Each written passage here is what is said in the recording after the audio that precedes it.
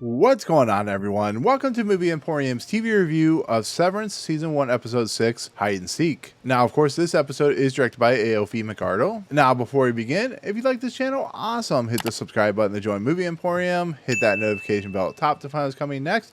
If you like this video, awesome. Hit that like button as well as commenting below on any video that you watch, including this one. So this episode is really fascinating. It's also another great episode of Severance, as all these episodes have been. This is an episode that actually gives us some stuff, actually opens up some interesting doors and concepts and theories about what exactly is going on in Severance and Lumen and stuff like that. And we get a lot of interesting, things where we have like Britt and Irving going into a plant room and feeling like a place for peace and stuff like that. We also have, Mark reading Rickon's book, which is really interesting. It's really kind of cool that Rickon is kind of seen as kind of an oafish character in this series. And this book actually enlightens the whole entire crew. But they talk about like the creator of Lumen and the Severance thing. And they talk about how it's all about enlightenment and they feel like they're trapped in a dark hallway, which is really interesting because they are kind of trapped in a hallway. They're trapped in a building that they can't get out of because their brain switches because of the Severance deal. And I find that really interesting. There's points in this where they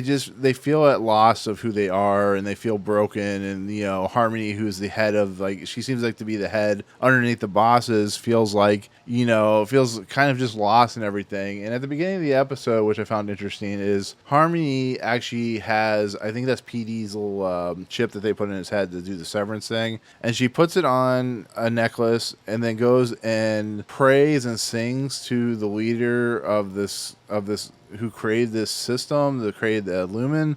And it's a really, like I said, once again, goes back to being John Malkovich, where it's really interesting. There's things that not being presented, of course, for reasons, but this whole idea of what Harmony is doing, who are the bosses, what exactly is this system, is actually questioned in this series by Mark, who's starting to find some loopholes and problems with the whole idea of Lumen. What exactly are they doing? That's the question that this series is trying to present. Like, what is it about work life that makes it so justifiable? Why is this company doing what they do? Because Harmony actually berates Mark in this episode when he actually questions her and like, what are they doing? What's our point? What's our purpose? And she's like, your purpose is to make quota. Well, what the hell are they making quota for? What exactly are they doing? They're reading numbers, and some numbers make them feel uncomfortable. So I'm saying that as like what is she entailing? Like, what is the actual premise? That's why how good this show is, because it makes you go, so what exactly, what the hell are they doing? So I really like that. I really like the concept of Mark questioning the reality that they live in, especially in Lumen.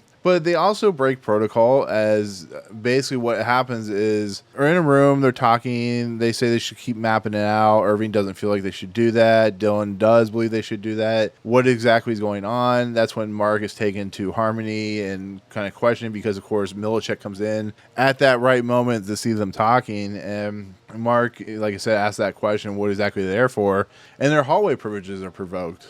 Like, do they even leave the hallway ever? So anyways, their hallway privileges are revoked. There's a nice little scene between Dylan and Hilly that ask about goats and stuff like that. Because Mark was spot on camera with Hilly walking down the blank hallways, and Dylan goes, "Is that goats? Is that a term for something?" And Hilly goes, "Do you mean goats mean sex?"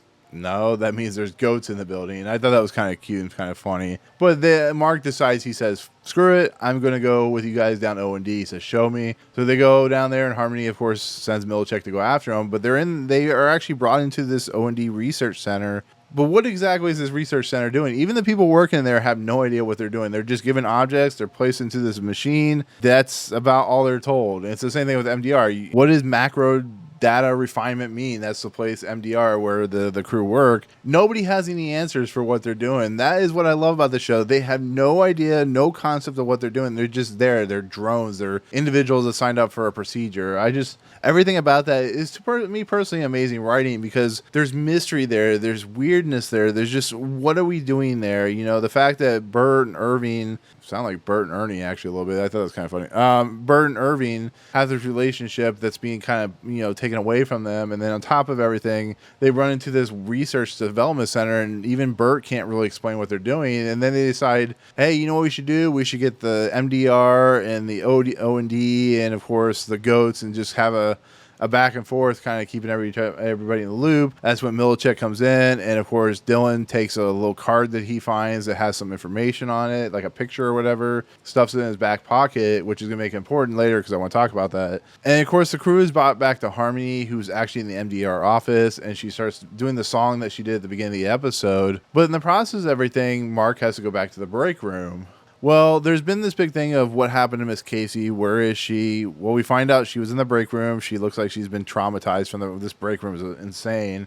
And Mark goes in there. And the next time we see Mark, because the rest of the crew really don't show up for the rest of the episode outside of Dylan. But once we see Mark, he has bruises on his wrist, right? Bruises on his wrists or his knuckles. So what the hell were they making him do? Were they making him beat a wall? Were they making him beat a pad? What were they making him do? Anyways, he has bruises on there. And Alexa, who's the girl that he's kind of dating in this series, asking him, what do you have marks on there for? He's like, I think I had to do something with a water cooler. He's not entirely sure. They tell him something and he just goes with it because he doesn't know. He doesn't know he was in the break room. He doesn't even know what the break room is. But it's really crazy to think about because you're sitting there going, once again, what did they do? What is going on in this place? I'm really excited to see what happens and when we find out what Lumen does. If we find out if there's not a second season coming that we might not find as much. But this is kind of the lost equation from the first season where there's so many clues, or not clues, but there's so many mystery boxes, so many mysteries just kind of left unchecked that we're just constantly wondering what exactly is going on in this world. And that's why I love this series so much because it just, like I said before, the mystery boxes are just, they're so unchecked that you're just questioning. You're like making up your own logic. Does it do this? Does it do this? Am I in a world where it's like an alternate dimension, an alternate reality? Is it a multiverse of some sort? It doesn't. There's not really an answer for it. But before I actually talk about the Dylan stuff, which I find interesting, we go back to Devin's character, who is the sister of Mark, and she has her baby, and of course, and she sees in the park, she sees the woman that she saw at the cabin. And the woman has a baby as well. Devin tries to go talk to her. It doesn't go very well. We meet the husband and stuff like that. And later on, after Rickon has talked to her and stuff like that, Devin actually goes on the computer to read up on this person named Gabrielle. And we find out that Gabrielle is the wife of a senator who is very much for Lumen, for Severance. So that whole big kind of wide ball of whatever just kind of unspooled itself. So what is involving? Are they watching closely the whole idea of Mark and his kind of attitude? What is going on there? It's weird. The fact that this is one woman that she just happens to come across is a senator of somebody who really cares about the severance package and stuff like that. I don't know. It's really kind of a strange mystery box there, too, that's kind of slightly open, but we're not entirely sure what exactly is going on there. And then, of course, and later on, I thought it was kind of funny or kind of interesting, kind of dark a little bit, where we have the Harmony who comes over dressed as like in a nurse's outfit or something like that. She comes over and sees Devin, and of course Rickon. Why she comes over is not really explained. But she comes over and tries to help out the baby. Apparently she has some nursing qualities. I don't know. But I thought that was really fascinating because there's like this, what exactly is Harmony's involvement with Mark? Why is she so close to him when it comes to living arrangements, when it comes to, promoting him to the lead of manager, the whole PD thing. There's some really interesting stuff going there that I thought was kind of intriguing, but once again, it's another mystery box that hasn't been checked about what exactly is going on. And then of course we go back to the Mark and Alex stuff. They're walking out of dinner and he sees June, who is the daughter of PD, up on a foam pole or whatever, when they attach stuff to the phone poles and stuff like that. And they go to this goth metal concert in an alleyway, which I thought was actually quite an interesting way to do things when it comes to concerts, and actually was quite unique and quite ingenious in a lot of respects, and just how different it is. It's like this alleyway and they're serving beer, which Mark gets for Alexa, and they sit there and they listen to the band play, and of course it's like F Lumen and F Lumen, blah blah blah. It was amazing. And Mark starts singing F Lumen, which is kind of funny because he works for Lumen and stuff like that. And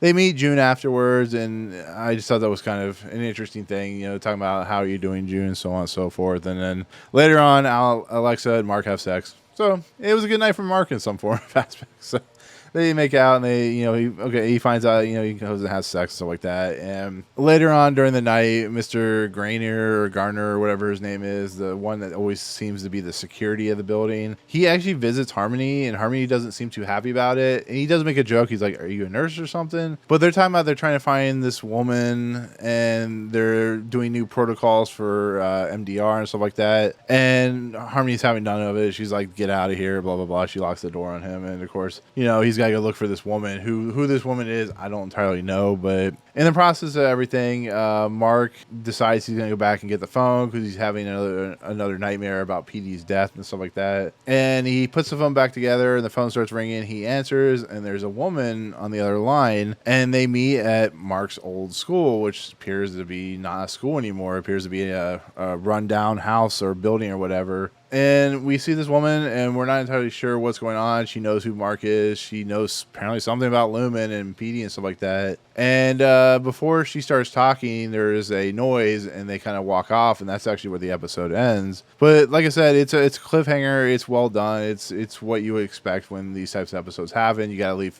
something for the next episode. But I think I liked it. I think I really did like how it ended, and the kind of mystery thing that we'll learn in the 7th episode, I'm sure. But the big thing I wanted to talk about, and the thing, if you watch the episode, you know exactly what I'm talking about. So Dylan is an interesting character. You've never seen his home life. You've never really seen anything about him. You just know he makes ideas and thoughts and logics about what exactly is going on. Well, we see a kid watching a TV, and the kid is counting to 1,000, I guess, or something like that. He has some of his toys. He has eyes over his head. And in the closet of Dylan's house, Dylan is sitting on the ground, and he, that thing that happens when they switch over from wherever they're at, from either work or a home life, it switches over. All of a sudden, Dylan from his work is inside his closet. And of course, as a person who has never seen the outside or his home or anything like that, especially in his work life, he would be amazed that he sees himself in a closet. It would be kind of impressive, to be fairly honest. And we see Millicek, and Millicek's like, where is that card, the whatever immersion card or whatever, where is it at? And this the card that he took earlier. He's like, I stuffed it behind the toilet. I don't have it on me. That's when the kid runs in, and of course Dylan realizes he has a kid. He probably has a wife, all that good stuff. I thought that was fascinating because it leads into some really interesting concepts about what exactly Severance is. And then you get this really cool kind of moment where you think you're looking at a generator because Millicek calls and says, we're done, you can shut it off. And we're looking at a generator, and there's a generator switch that says on, and the person turns it off, and all of a sudden Dylan's character comes back to his home life. That's really interesting because I didn't think you could turn off. Apparently you can turn off Severance, and I think that's going to play big into the later part of the season, or maybe this season, or if they do a second season, because the idea that there is a switch that they can shut off like a power generator is really, really fascinating, to be fairly honest. But that leads into the question that remains, like, how many of these switches are there? Because are they using a computer that they type Dylan's name in and they switch off? It's just a really fascinating kind of old school way to tell that there is something more to the Severance package, that they're able to turn it off whenever they need or turn it on whenever they need to get information out of people. And I think that's a really cool, interesting kind of concept that completely unravels some really interesting ideas that have been being presented. And I absolutely loved it. I was like, this is great storytelling, and this actually brings the series up a different level than what was presented before it, because on top of that, you have Mark questioning everything. You have the problems inside the building of MDR, which now they have a door being attached, which is going to keep them locked into MDR and stuff like that, which I thought was interesting. And it's going to play out really interestingly in episode 7, 8, 9. So I'm really intrigued about what's going on. I really love this episode again. It's not the best episode of the series, but it is one that gives us some really interesting new information about this whole world that is Severance. And it's a perfectly done show. It really is. It has a lot of great concepts and ideas, very original in its own take. And the idea of work life versus home life versus, manipulation and stuff like that really plays well into these episodes. And so episode 7, I wanted to give it a 10, but I think I'm going to slightly down at a 9.5, just for the simple fact of it really does feel like a little bit of a middling episode. It feels like it's in between like what's really going to go down and some really crazy aspects and what has already happened. So I think it's a brilliant episode. I just don't think it's as good as what's came before it. So 9.5 out of 10 is a really great episode. It really does work. I mean, how many shows have I reviewed that I gave a 9.5 out of 10 for the 7th episode? It doesn't happen very often, to be fairly honest. So, but yeah, I think that's going to do it. I think that'll be my take on Severance Season 1, Episode 6, which is called Hide and Seek. Once again, a 9.5 out of 10. If you're not watching this show, I definitely highly recommend it because it is a great show. It is great storytelling and is one of the best shows I've seen in quite a while. So there you go. Anyways, in the comments below, what do you think of episode 6? Did you like it? Are you looking forward to the next episode? What is your overall feeling on where this show is going? All that good stuff. But anyways, if you like what you see on this channel, hit the subscribe button to join Movie Emporium. Hit that notification bell at the top to find what's coming next. If you like these videos, awesome. Hit that like button. And as always, we'll see you guys on the next video. Peace out.